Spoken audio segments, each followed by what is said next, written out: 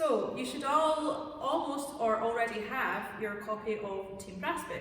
We're going to use this book to go through and learn how to play your instrument. We're going to start on either page 2 or page 4, and if you turn to your page, you'll see that we have our music notes, and I'm going to teach you how to read your notes. At the top of the page, you should see 5 lines. This is where we learn what note to play. So depending on if the note is on a line or on a space. So people that play trumpet and cornet and tenor horn and baritone, euphonium and French horn will read from a treble clef. Now the treble clef is at the start of the line, of every line that of music that you play. And you'll recognise it as being a music sign. It's also called the G clef because the clef part runs through what we call the G line. Now, to know what note to play, we're going to use the rhyme, every good boy deserves football.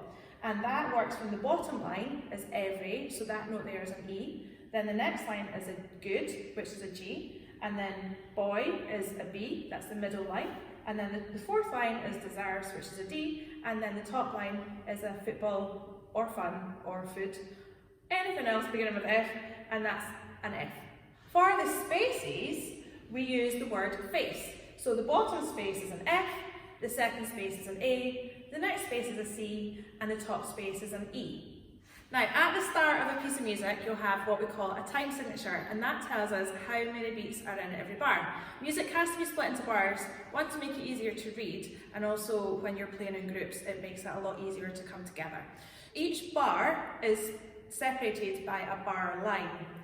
At the start of the music that you'll see in your Team Brass book, you'll see a 4 on the top and a 4 on the bottom at the start of the line. This means that we've got 4 beats in every bar. Now, a beat can be fast or slow. It doesn't need to be a certain length, as in a second or a half a second. We think about it as beats. So the music can be 1, 2, 3, 4, or it can be 1, 2, 3, 4, or it can be 1, 2, 3, 4. Now, in the top line of your page, it will have 2 white notes with a tail, and these white notes are called minims, and each of these minims lasts for 2 beats each. So this whole exercise is full of minims, so we just play each note for 2 counts each. So let's start that. So we go 1, 2, 3, 4. Ta, ta, ta, ta, ta, ta, ta, ta. Then we stop. And you'll see at the end of the music, we've got a thick bar line, which is where we finish the music. So now we're going to move on to the second exercise, which you'll see we've got 3 black notes. The black notes are called crotchets, and those last for 1 count each. Then at the end of the bar, just before the first bar line, you'll see a squiggly line, which is a crotchet rest. So in this exercise, we go 1, 2, 3, 4.